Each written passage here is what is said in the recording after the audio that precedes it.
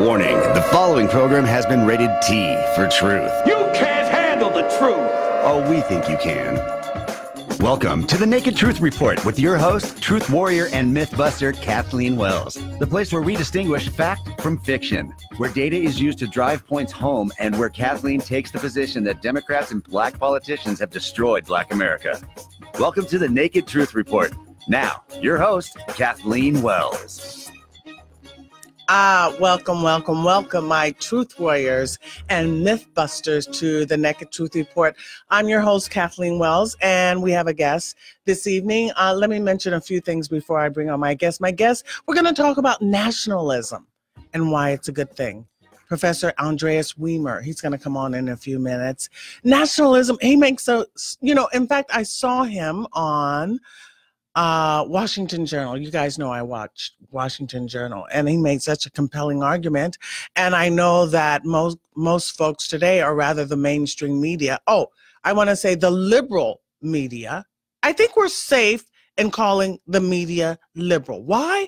Because Lara Logan, I don't know if you folks know who she is, but she used to be on 60 Minutes. She conducted an interview a few weeks ago, and it's on YouTube, Lara Logan. And she said that the 97% of the journalists, reporters vote Democrat, vote liberal, vote Democrat. That's a fact. That's a well-known fact, right? So I think it's safe to say that, if they voted conservative, if they voted liberal and yet were objective, we would know. But the fact that they vote liberal and push a liberal agenda, that they hate Trump so much in the media. It's nonstop hate Trump for 2 years. You know they're pushing an agenda. They're carrying the water for the Democrats.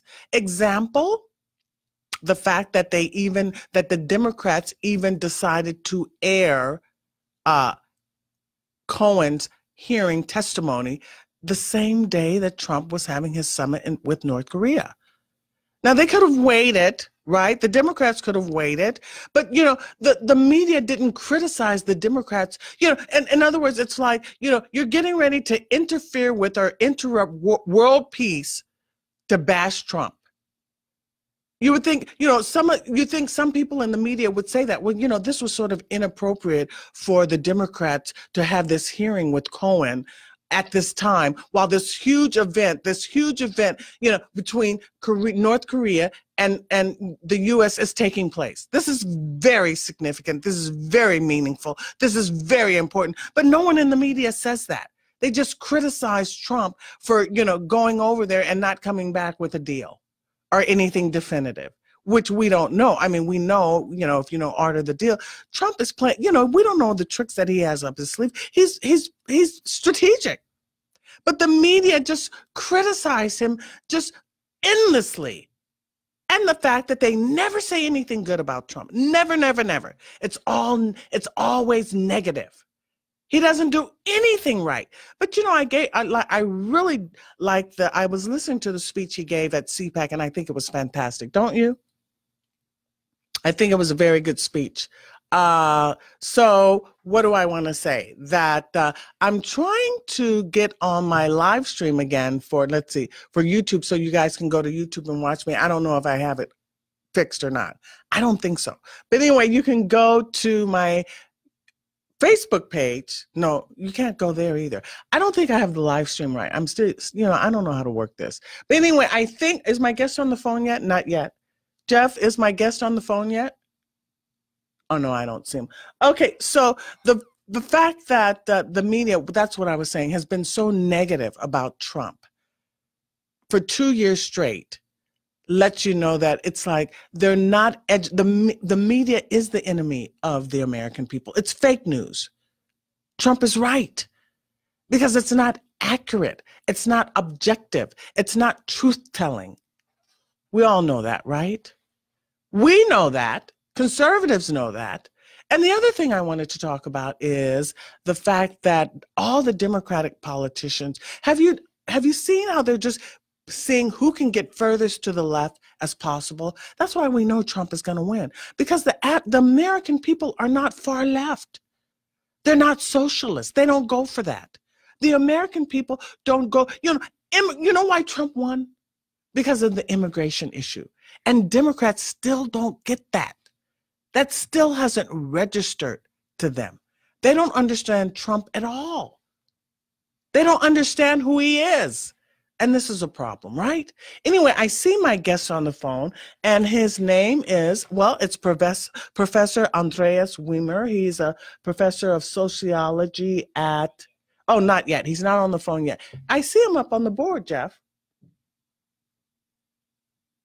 Oh, anyway, he's a professor of sociology and political philosophy at Columbia University, and he talks about the formation, or he writes about the formation of nation states, the making and unmaking of ethnic boundaries, and the political conflicts that both entail. And he wrote a wonderful article. As I said, I saw him on Washington Journal, and I decided, gosh, I've got to have him on the phone because, you know, the media is bashing Trump so much for saying he's a nationalist, as if that's a bad thing. The media is bashing Trump so much for saying that he's for America first. This is like they're comparing that. Oh my God, he's like a white supremacist because he says America first. He's the alt-right because he says America first. Anyway, Professor Wimmer, welcome to the Naked Truth Report. I'm delighted to have you on the show. Thank you, Kathleen. Well, the first thing I would like to ask you, why is nationalism a good thing? Why does it work, and why is it not going anywhere? Well, nationalism can be a good thing, but it can also be a bad thing. So there's no such thing as just nationalism. It comes in different political colorings, you know? Mm-hmm. So nationalism can be the same thing as jingoism. It can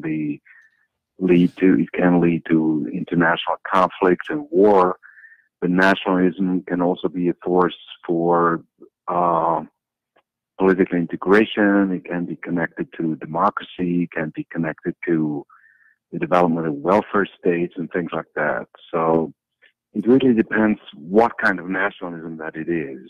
Well, why don't nationalism from the left? There's nationalism from the right. So it comes in all kinds of political shadings. So let's start with a definition. Define it. Well, nationalism is a political doctrine, and it is basically asking that the rulers, or those who are governed and those who are governing, so the government, that they are from the same background. So it's against foreign rule. It's against colonialism. And the second thing is that it asks that those who are governing are doing so in the interest of the majority of the population. So it's against, elite rule. It's against dynastic kingdoms that are basically looking after their dynasty rather than the majority of the population. So it's these two things, self-government and government in the interest of the majority that kind of defines nationalism. So it's a very loose concept, and as I said before, it historically comes in very, very different political shadings. Some communist, imperial, anti-colonial movements all around the world were nationalists. Some right-wing movements were nationalists. So it doesn't have a political home, as it were. But it's changed over time. Yes, it changed a lot. And in the U.S., after the Second World War, the term, the word nationalism kind of became associated with the right, with white nationalism and so on and so on. And those who were more in the middle or on the left, they started to call their own nationalism with a different name. They called it patriotism. But actually, the two things are very closely related to each other. They're like ideological cousins, And you also say that it's ideological with patriotism. Yeah, it's a very similar doctrine. Patriotism is just another name for nationalism. And in the U.S. and some other Western countries, nationalism became associated with the right, and patriotism kind of was associated with the left or with the middle, but actually that is just the consequence of how the Second World War developed, and fascism, that was proudly nationalist doctrine, also became, the enemy of the West and the U.S. So the term nationalism kind of got a bad reputation. But substantially speaking, nationalism and patriotism are actually very similar. Right. And you're right that nationalism, critics see nationalism today as narrow-minded and immoral, promoting blind loyalty to a country over deeper commitments to justice and humanity. And that's how critics of Trump see nationalism. That's the nationalism they think he's embracing. Yeah. I mean, we can debate whether that's true or not, but I'm not sure I want to do that here. I know that's where you want to go, but before we maybe do that, one could also just say that nationalism doesn't have to be against, rule-based, respectful international order. So there's many nationalists who actually think that respecting other nations and other countries' interests and so on is the basis for a just and rule-based international order. So to think that nationalism is automatically leading to conflict and war and all kinds of terrible things, I think that's a mistake. And so do you think that critics of Trump feel that he's doing that embracing a nationalism that leads to conflict and war? I think Trump's position is non-interventionist, non-conflict with other nations. Yeah, I mean, it depends. I mean, so far, I can't see a really coherent foreign policy doctrine coming out of the Trump government. It seems to be a little bit all over the place, and it changes so rapidly from one week to the other. But it seems that when it comes to trade, for example, he has a, let's say, a more bullish kind of approach to the question. When it comes to interfering militarily in other countries' domestic affairs, he seems to be more of an isolationist and seems to think that it's not in the interest of the American people or the country as a whole to interfere in other kinds of, to interfere in domestic politics all around the world. So it's kind of, it's not a very coherent vision that comes out of the White House so far. So it's maybe too early, or maybe there is no coherent strategy. I don't know. I see him more as a pragmatist and not a typical politician. And so I see him as, what we've been doing in the past has not been working. And in fact, when he gave his speech, I think when he gave the State of the Union address, he said, successful countries do not have long wars, and yet we've been involved in conflict in the Middle East, in Afghanistan, Iraq for over a decade. Yeah, I mean, there's good reasons for thinking that we should wind down these wars, and clearly in Afghanistan, the strategy so far hasn't worked, and it's questionable that it worked in Iraq and so on. So there's good reasons for you don't have to be a nationalist for that. You can also just be a realist and say, well, we try to shape the political destiny of these countries from the outside, and it doesn't work. And it's actually relatively simple to understand why it doesn't work. And you can then have a less, heavy-handed kind of interventionist approach without actually having to justify that with nationalism. You can just say, from a realist point of view, that what doesn't work shouldn't be continued in the future.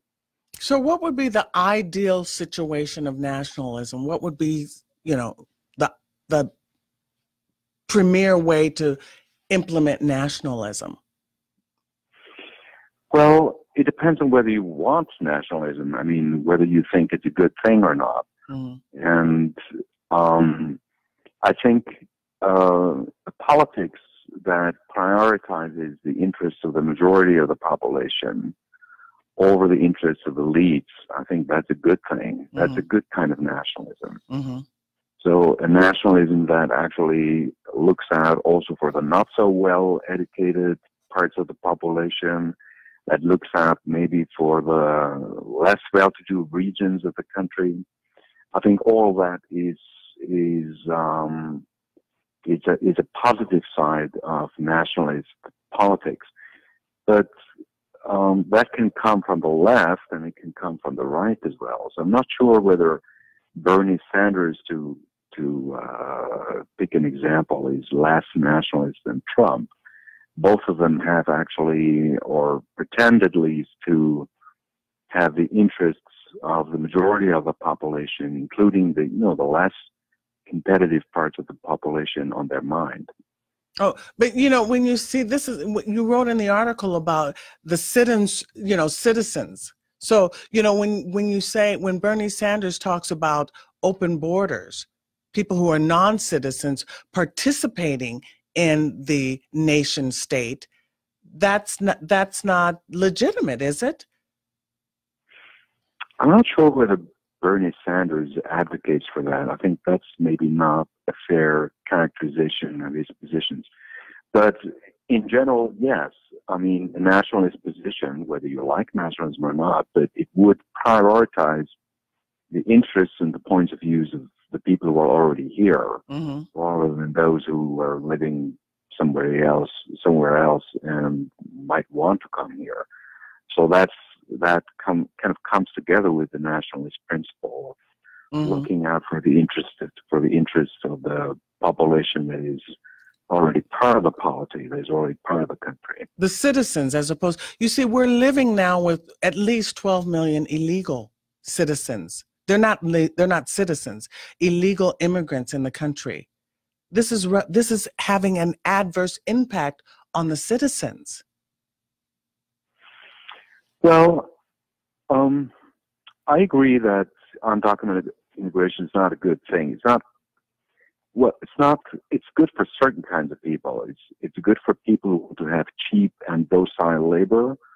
And it is good for certain advocacy organizations, but it's certainly not good for the people with less education and so on, who are then competing for jobs and so on with undocumented immigration. It's also not good for the undocumented themselves, because they become exploitable.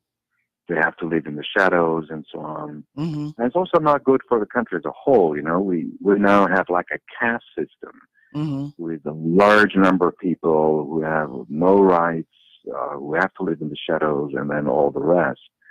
And I think it's just incompatible with the principles of a modern society to have this kind of caste system. So it's bad for everybody. And you speak, when you speak about nationalism, you speak about the importance of a common language, that the nation have a common language. And so we have people living here illegally. It's sort of, they're balkanized. They're in an underground economy. They're separate from the majority of society. Yeah, I mean, one tends to kind of overestimate that. So if you look at language acquisition, so how immigrants, legal and non-legal, the children of immigrants, how they acquire English, then it's actually among Hispanics and among other country of origin groups, actually the acquisition of English is very fast and it's very thorough. So not here in LA. You see, I think this is a regional thing, because in LA we're inundated. We're living with people who aren't speaking English in our schools or anything. English as a second language is not. I don't think that this is true. I mean, even for LA, and I could direct you to data if you're interested. The second generation, meaning the children of immigrants, they're actually all fluent in English. and there's actually no reason to think that if they speak Spanish as well at home or with their grandparents and so on, that this would impede their ability to speak English. That's simply not true. So in the second generation, English language acquisition has been the norm, including in big cities with large Hispanic communities such as LA. Well, I mean, but we have so many, now, like millions. I think there's 1.3 million illegal aliens in Los Angeles. And and you see the migrant caravan coming. And it's just, it's unsustainable. And I mean, that's a position I take on this show. We're living it in Los Angeles. I know I don't know what data you're reading. I read the data from the Center for Immigration Studies. And, the data, are you reading like, where are you getting your data from? Well, it depends on what question data you're asking. But if I may, I would like to make a comment on the caravan thing. I mean, to think that a couple thousand people walking towards the border represents a major danger for this country or a major national security threat, I think that's just hyperbole. It's just completely out of proportion. There's 300 million people living in the U.S. And so 1,000 or 2,000 people walking towards the border, that's not the major issue that this country is facing. What do you think? What do you think the major issue is that the country is facing? I mean, there's all kinds of foreign policy threats, including, the whole situation in North Korea, the competition with China, and so on. I mean, these are major security threats. 1,000 impoverished people coming from Honduras and Guatemala and so on, walking towards the border to portray this like an assault on our national security is completely unreasonable, I think. Illegal immigration is a problem, and to have such vast numbers of people undocumented is a real problem, and it should be addressed. But to kind of hype this up as a national security problem, I think it's completely out of proportion. Well, but I think it has to be taken in context. You see, this has been a problem since 60 years. And in fact, since the 1800s, they talked about how high immigration has displaced Black American workers. Since the 1800s. So this has been going on for 60 years. Barbara Jordan has spoke to Congress about this. The Center, the U.S. Commission on Civil Rights spoke to Congress about this in the 80s. And this is why, this context is not given to the left. They speak as if it's just a recent occurrence. But we have been, we have been talking about illegal aliens coming into this country for 5 decades, 6 decades. And now, Black Americans are now a permanent underclass in Los Angeles. We are 40% of the homeless. Black Americans are now a permanent underclass in Los Angeles. Because why? Because illegal aliens. Most of the homeless in Los Angeles, African Americans and from other groups, they are veterans. And so I don't think that you can blame undocumented immigrants for homelessness. I think that's just not a reasonable argument. But there is indeed a problem for people that are not very highly skilled, including African Americans in big cities like LA, that they have to compete with undocumented immigrants. And it does lower the wages, and it does make unemployment a bigger problem. So that's true. But I don't think that you can blame everything under the sun, that every problem in LA or the Black community in LA on illegal immigration. I think that's just not reasonable. No, we're not blaming. We're analyzing. We're analyzing. Listen, when we're talking about supply and demand. We're not talking. You know what I mean? We've been analyzing this for decades. You're going to displace one life is competition. So it's like Black Americans have been relegated to a permanent underclass forever. Should we not? I don't think the economic Oh, wait, Professor Wimmer, listen, I have the music. Can I take a break and we'll come right back? Because sure. I want to hear your answer. I think this is an important discussion because actually I'm getting a different perspective. I'm getting your perspective. You're saying my position is unreasonable, and I'd like to hear why more, right? So anyway, I'm speaking with Professor Andreas Wimmer. He is a professor of sociology and political philosophy at Columbia University. He talks about why nationalism, he wrote an article for Foreign Affairs, Why Nationalism Works, with Professor Andreas Wimmer on the Naked Truth Report. I'll be right back. Thanks.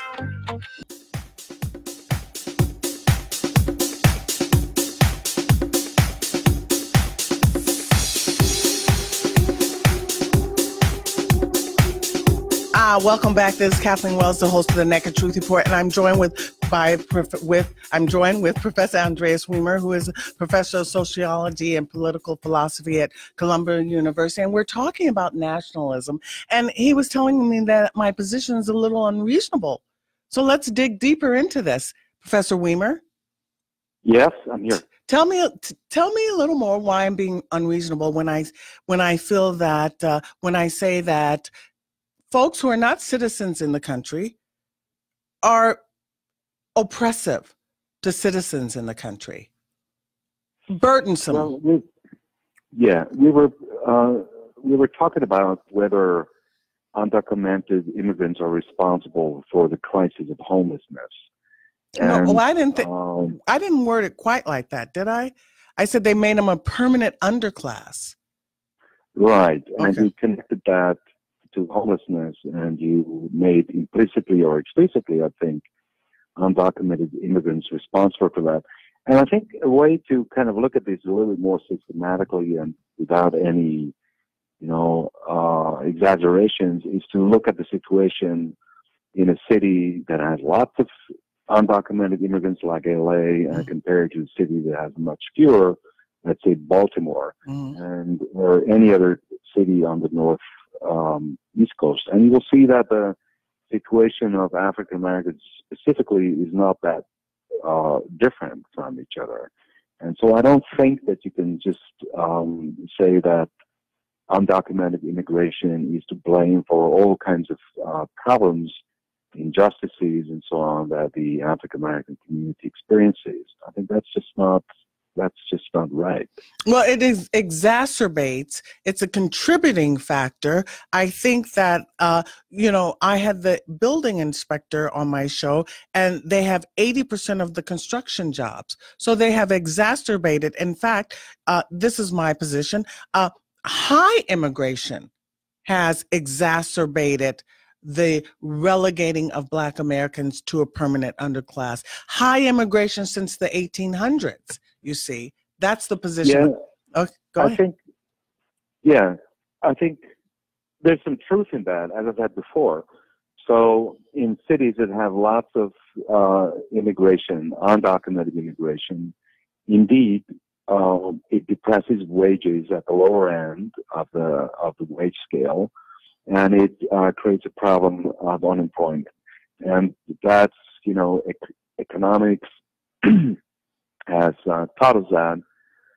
There's some good study by a Yale economics professor called Jaynes and so on that has shown that it is indeed a problem for African Americans specifically. But the problem, the contribution of that is relatively small. So yes, as you say, it exacerbates the problem, but it is not a major factor. And I think one has to just keep in mind when one talks about these things. Okay, but one of the main things that when you talk about nationalism is that you talk about it's for we want the citizens to benefit. How do you feel about taking a call? I have one call. I know you don't want to stay on the whole time, but are you comfortable with taking a phone call? A question? Sure. Okay, great. Mel. Hi, Mel. Welcome to the Naked Truth Report. With all due respect to this gentleman, we have been putting up with this high propensity Democratic voters being put into the country by Senator Ted Kennedy for 35 years. And eventually they'll put the Republicans out of business and we'll lose our checks and balances. And what happens is that this happened with Abraham Lincoln. He was a Whig. That when they went out of business, it was replaced by the Republican Party. And this has been I wish the professor had realized that these numbers have been skewed. They intentionally don't keep the numbers, especially in the prisons. They keep us in the dark. That's a political stunt. And so what I'm saying is that actually this thing really started at the turn of the century when we brought in 14 million immigrants from Ellis Island. Then we had, if I'm not mistaken, a 41-year immigration timeout from 1924 to 65, and that's when Ted Kennedy started this whole thing again. They haven't enforced our immigration laws legitimately since Eisenhower. And I think that I think this has to be more well thought out. Your response?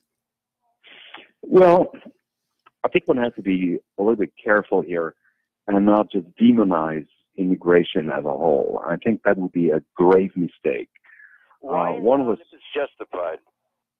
One of the strengths of this country is that it had, historically speaking, relatively open immigration rules, and lots of the economic, intellectual vibrancy of this country is due to the people who came here. Here's the funny thing. To recruit talented people from all over the world to come here and make a contribution to this country has been one of the major strengths.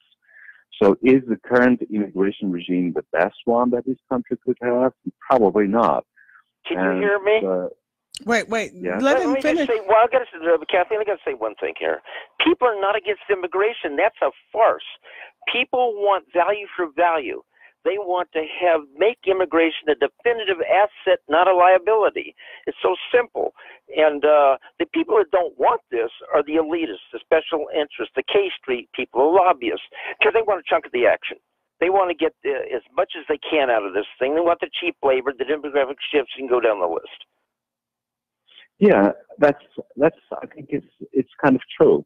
There's an unholy coalition between various forces, political forces, lobbyist group, and so on, that has produced this long-standing tolerance in this country towards undocumented immigration. The agricultural interests, the building, the construction interests, and by the way, this cuts across the party lines. You know, you have supporters of this system that has existed for a long time and that has tolerated undocumented immigration on the Republican side and on the Democratic side. Mm-hmm. And it's true that this is not serving the interests of the country as a whole very well. And I'm very much in favor of a complete overhaul of the immigration system that would actually prioritize the needs of the economy and of the country as a whole over kind of special interests, agriculture, construction, and things like that. So I think we're more or less in agreement on that. Thank you. Kathleen, can I finish up with one thing? Okay. We tried this already with the Mazzoli-Simpson bill, the Reagan amnesty. They promised him you get barriers, E-Verify, and so forth. They didn't enforce our immigration laws at all. I mean, it was just, they've had several amnesties people don't even know about under the table, and if you know what I mean. And so when they won't enforce our laws and they're determined, that cheap labor is such an enticing thing, and they're willing to give up the country. I think the Republicans, I mean, look at the Republican Party in California. 1996, they held the governorship, the Senate, and the Assembly. Today there's not one statewide office holder. They had 14 congressional seats this last time around. They lost 7 of them. That isn't right. There's something wrong here. I think everybody listening can kind of go along with what I'm saying here. We're out of balance here. You know, I think that's what I was trying to inform Professor Wimmer about. Los Angeles is the epicenter for massive illegal immigration. This has been going on for decades. I don't think we're unreasonable when we are expressing ourselves in these sort of anxious terms, in this anxious way, because this has been going on for decades.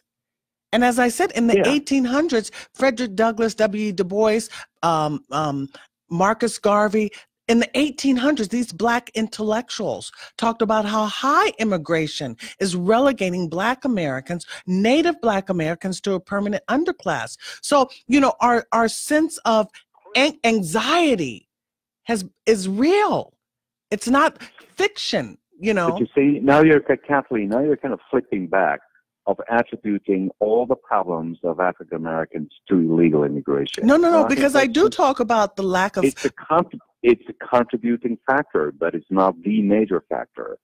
And that's just what, if you compare across cities that have more or less undocumented immigration, that's the conclusion that you come up with. And I think you're kind of slipping back again to demonizing undocumented immigration and attributing all kinds of ills solely and exclusively to undocumented immigration. I think that's not right. That's not fair. Well, I do talk about the liberal ideology generally has, like, the lack free sex feminism has given us broken families. I do talk about that. I talk about because I think the family is the most important institution in society. Our families are broken down not because of illegal aliens, but because of liberal ideology, free sex feminism. So I do say those things also, and I talk about other things like just liberal ideology generally. The Democrats have, because I used to be a progressive Democrat. And so I know that. What a turnaround. How did you know that? I just looked you up on the web. Oh, yeah. Well, I used to be a progressive, and I've just come full circle, actually, because my group, because I believe that, racism is a competition between groups, and my group has been failing forever. That's the position I take. Why don't we take one more call? Do you mind? Okay. Okay, great. I really appreciate you. I know we kind of had our times mixed up, and I know you had dinner planned, and so why don't we take a call from Nancy and Van Nuys? Hi, Nancy. Hey, I love your show. Thank you. I just started listening recently, but back to the first time I heard President Trump talk about nationalism, and they twisted it all around. He was saying they want us to go be globalists. I don't believe in that. We are a sovereign country. I believe in being a nationalist. And people ran with it, that he's a white supremacist.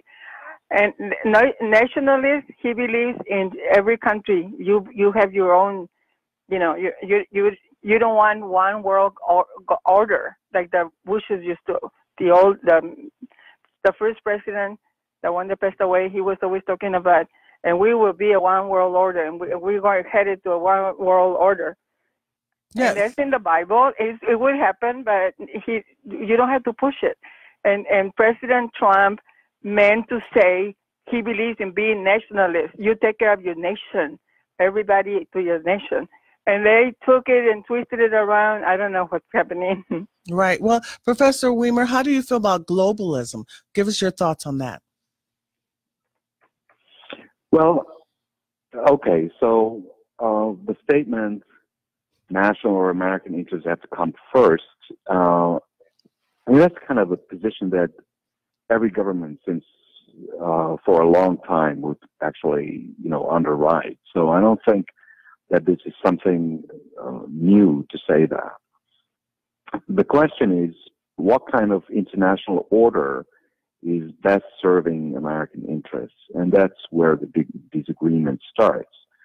And so the idea that was actually the foreign policy consensus between Democrats and Republicans up to, a couple of years ago, basically the rise of Trump, the consensus was that America has to lead, that the international order has to be deeply, shaped by America's interests, and that the U.S. has to actually invest resources, troops, blood, treasure into that order. So that was the consensus, and now what some in the environment of Trump seem to say is that this is too expensive and that this is not actually serving our interests the best. So I think, and that a lighter footprint in foreign policy with less interference in other countries and so on, that would be the right approach. And I kind of agree with that. I think that's a reasonable position. I'm wondering then why the Trump government has increased the budget of the Pentagon quite dramatically, actually. Because so he says there's peace through strength. So, well, peace through strength, but what about a peace dividend? What about if you want to have a lighter imprint of American foreign policy in the world, why not then reduce also the costs that we're all paying, which is massive in terms of tax dollars and so on? Do we really need a budget, a military budget that is as big as the next 8 countries in the world combined?